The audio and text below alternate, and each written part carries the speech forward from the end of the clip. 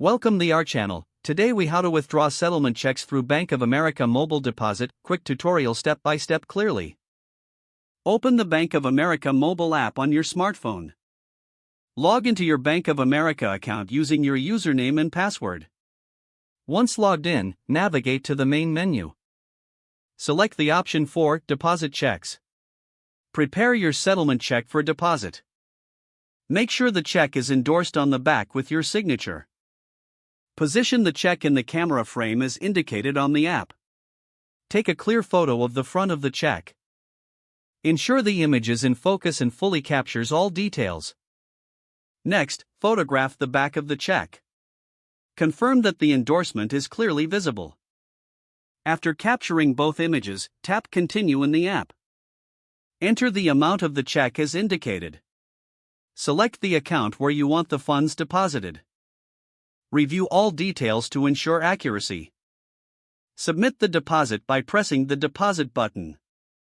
You will receive a confirmation message regarding your deposit. Keep your check for at least 14 days in case it's needed for verification. Check your account balance to confirm the deposit has been processed. That's all it takes to deposit your settlement check using Bank of America's mobile app. If the page does not load, refresh the browser or try again in a private or incognito window. Make sure you are using the correct email address, then retype it carefully to avoid small typos. If your password is not accepted, use the reset option and create a new strong password you can remember. Check your spam folder for verification or security emails, then complete any requested confirmation steps.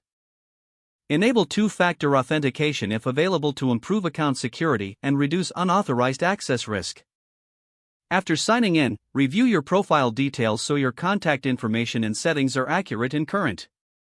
If you see an error message, note it down and try again after restarting your device and internet connection. Log out when you finish, especially on shared devices, to keep your account and payment information secure. If the page does not load, refresh the browser or try again in a private or incognito window.